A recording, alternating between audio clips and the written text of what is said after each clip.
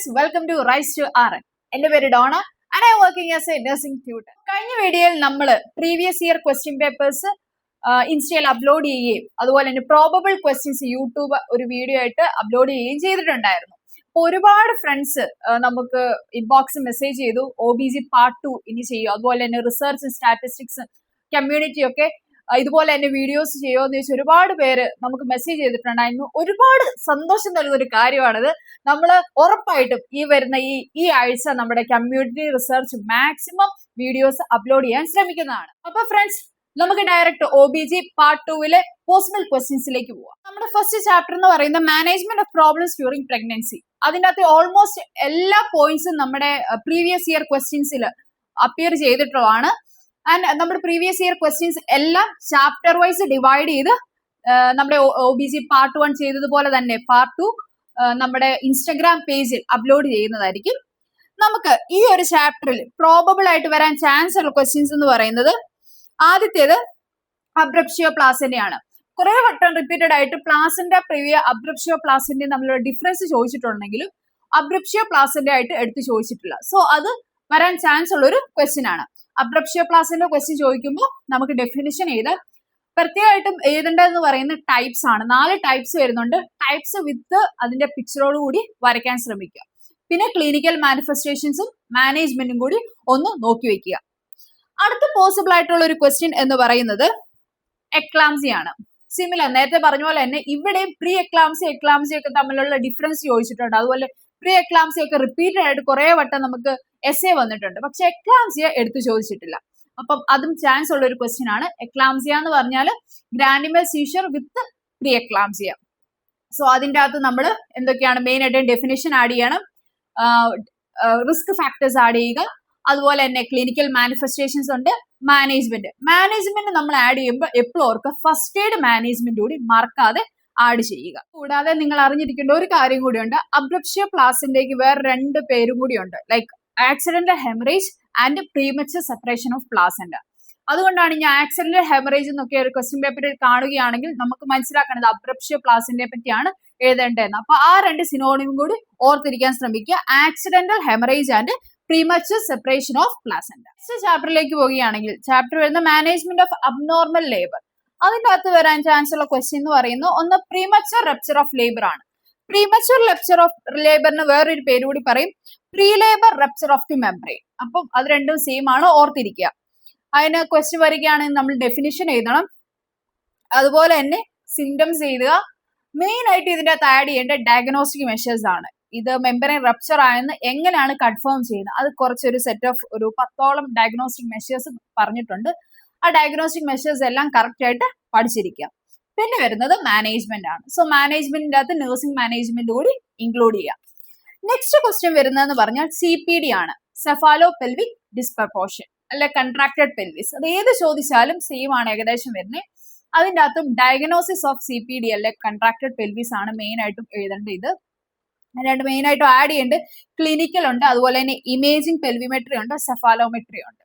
So അതിന്റെ explanation just ഒന്ന് വായിച്ചിരിക്കുക, അതുപോലെ തന്നെ മാനേജ്മെന്റും എഴുതുക.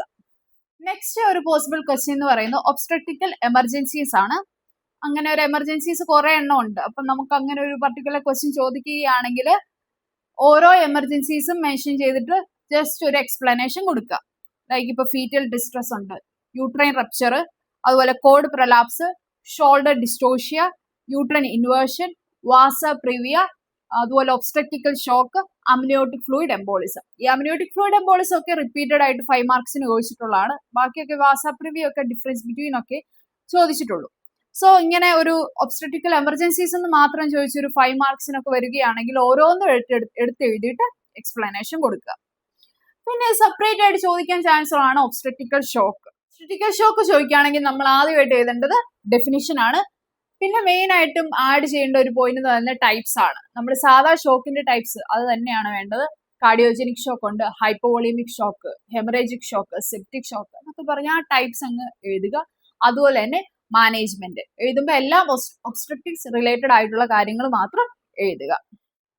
നെക്സ്റ്റ് ചാപ്റ്ററിലേക്ക് പോവുകയാണെങ്കിൽ മാനേജ്മെന്റ് ഓഫ് പോസ്റ്റ്നേറ്റൽ പ്രോബ്ലംസ്. അതിൻ്റെ അകത്തും റിപ്പീറ്റഡ് ആയിട്ട് കുറെ വട്ടം ചോദിച്ചിട്ടുള്ള ക്വസ്റ്റ്യൻസ് തന്നെയാണ് പ്രിപ്പയറൽ സെപ്സിസ് എന്നുള്ളത്. അതുകൂടാതെ വരുന്ന ഒരു ക്വസ്റ്റ്യൻ ആണ് feeding problems in mother. So അങ്ങനെ ഒരു ക്വസ്റ്റ്യൻ വരികയാണെങ്കിൽ നമുക്ക് അണ്ടർ ഫീഡിങ്ങിനെ പറ്റി ഒരു ഡെഫിനേഷനും കാര്യങ്ങളൊക്കെ കൊടുക്കുക. പിന്നെ എന്തൊക്കെ ഡിഫിക്കൽട്ടീസ് ആണ് ഫീഡിങ്ങിന് ഉണ്ടാവുന്നതെന്ന് നോക്കാം. Breast engorgement, long nipples, short nipples, inverted or flat nipples, അങ്ങനെ ഓരോ കണ്ടീഷനൊക്കെ കാരണമായിരിക്കും ഈ അണ്ടർ ഫീഡിങ് ഉണ്ടാവുന്നത്. സോ ഇങ്ങനത്തെ പോയിന്റ് ആഡ് ചെയ്യുക. അതുപോലെ അതൊക്കെ എങ്ങനെ മാനേജ് ചെയ്യണം എന്നൊരു കാര്യം കൂടി എഴുതി അവസാനിപ്പിക്കുക. ചാപ്റ്ററിലേക്ക് പോവാം. Management of high risk newborn, അതാണ് ചാപ്റ്ററിന്റെ പേര്. ആൻഡ് നമുക്ക് ഇതിനകത്ത് വരാവുന്ന ഒരു പോസിബിൾ ഒരു ക്വസ്റ്റ്യൻ ആണ് screening of high risk newborn. അത് screening of high risk pregnancy previous year question പേപ്പറിൽ കണ്ടിട്ടുണ്ട്. അതുകൊണ്ടാണ് സ്ക്രീനിങ് ഓഫ് ഹൈ റിസ്ക് ന്യൂബോണും വരാൻ ചാൻസ് ഉള്ളതാണ്. സോ ഇങ്ങനെ ഒരു ക്വസ്റ്റ്യൻ വരികയാണെങ്കിൽ നമുക്ക് ആദ്യം ഒരു ഡെഫിനിഷൻ കൊടുക്കാം. ഒബ്ജക്റ്റീവ്സ് ചെയ്താൽ ഏതൊക്കെയാണ് ഹൈ റിസ്ക് ന്യൂബോൺസ് ഇൻക്ലൂഡ് ചെയ്യുന്ന ഏതൊക്കെയാണ്. ഇപ്പം പ്രീടേണില് ബേബീസ് ഉണ്ട്, ലോ ബർത്ത് വെയിറ്റ് ബേബീസ് ഉണ്ട്, അങ്ങനെ കുറെ പോയിന്റ്സ് അതിൻ്റെ അകത്ത് വരുന്നുണ്ട്. പിന്നെ വരുന്നതാണ് സ്ക്രീനിങ് മെത്തേഡ്സ്. എങ്ങനെയൊക്കെയാണ് നമ്മൾ ഈ ന്യൂബോൺ ബേബീസിന് നമ്മൾ സ്ക്രീൻ ചെയ്യേണ്ടതെന്ന്. അതിൻ്റെ അകത്ത് വരുന്നത് ഫിസിക്കൽ എക്സാമിനേഷൻ ഉണ്ട്, അബ്ഗാർ സ്കോറിംഗ് ഉണ്ട്, ആന്ത്രപ്പോമെട്രിക് മെഷർമെന്റ്സ് ഉണ്ട്, ലബോറട്ടറി സ്ക്രീനിങ് ഉണ്ട്, കൺജനൈറ്റ് അനോമലി ടെസ്റ്റിംഗ് ഉണ്ട്, ആൻഡ് ലാസ്റ്റ് മോണിറ്ററിംഗ്. ലാസ്റ്റ് ആയിട്ട് നഴ്സിംഗ് റെസ്പോൺസിബിലിറ്റീസ് ആയിട്ട് observe for danger signs, maintain warmth, prevent infection, അങ്ങനെയുള്ള പോയിന്റ്സ് കൂടി ആഡ് ചെയ്യുക.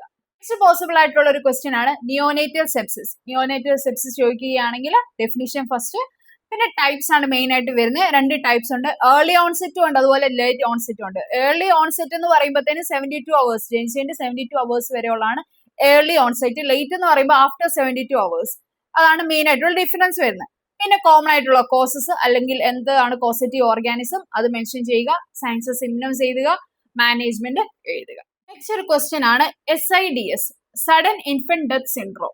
അതിന് സിനോണിം ആയിട്ട് പറയുന്നതാണ് ക്രിബ് ഡെത്ത് അല്ലെങ്കിൽ cot death. Sudden death of a healthy ഇൻഫന്റിനെയാണ് നമ്മൾ സഡൻ ഇൻഫന്റ് ഡെത്ത് സിൻഡ്രോം എന്ന് പറയുന്നത്. സോ അങ്ങനെ ഒരു ക്വസ്റ്റ്യൻ 5 മാർക്കിന് വരാൻ ചാൻസ് ഉള്ളതാണ്. അങ്ങനെ വരുമ്പോൾ ഡെഫിനിഷൻ, റിസ്ക് ഫാക്ടേഴ്സ്, പിന്നെ വരുന്നതാണ് ക്ലിനിക്കൽ മാനിഫെസ്റ്റേഷൻസ് ഉണ്ട്, എങ്ങനെ പ്രിവെന്റ് ചെയ്യാം, അതുപോലെ തന്നെ എങ്ങനെ മാനേജ് ചെയ്യാം. ഒരു sudden infant death syndrome face ചെയ്തൊരു ബേബീനെ എങ്ങനെ റിക്കവർ ചെയ്യാം, എങ്ങനെ മാനേജ് ചെയ്യാം, അതുപോലെ തന്നെ ഈ ഒരു കണ്ടീഷൻ എങ്ങനെ പ്രിവെന്റ് ചെയ്യാം എന്നൊരു പോയിന്റ്സ് കൂടി ആഡ് ചെയ്യുക.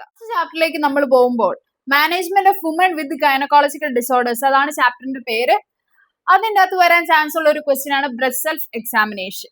Breast self examination previous year question പേപ്പേഴ്സിന്റെ അകത്ത് 3 മാർക്സിനൊക്കെ അപ്പിയർ ചെയ്തിട്ടുണ്ടോ, 1-2 വട്ടം അപ്പിയർ ചെയ്തിട്ടുള്ള ക്വസ്റ്റ്യൻ തന്നെയാണ്. സോ അത് 5 മാർക്കിനും വരാൻ ചാൻസ് ഉള്ളതാണ്. ഡെഫിനിഷൻ എഴുതുക, ഒബ്ജക്റ്റീവ്സ് എഴുതുക, അതുപോലെ തന്നെ steps for breast self examination. Breast self എക്സാമിനേഷന്റെ സ്റ്റെപ്സ് കറക്റ്റ് ആയിട്ട് എഴുതുക. ഇതിനൊപ്പം തന്നെ നഴ്സിംഗ് റെസ്പോൺസിബിലിറ്റി ആയിട്ട് patient education, teaching the patient regarding proper technique, അതുപോലെ തന്നെ ഫൈൻഡിങ് ദ അബ്നോർമാലിറ്റീസ്, ഇതുപോലുള്ള പോയിന്റ്സ് കൂടി ആഡ് ചെയ്യുക. ഇതോടുകൂടി നമ്മുടെ OBGയുടെ PYQ സെക്ഷൻ ഇവിടെ അവസാനിക്കുകയാണ്.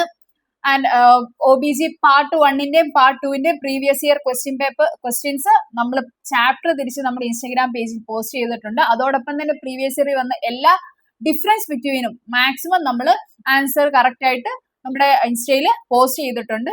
എല്ലാവരും വാച്ച് ചെയ്യുക, അതുപോലെ തന്നെ നന്നായി പ്രിപ്പയർ ചെയ്യുക, പഠിക്കുക.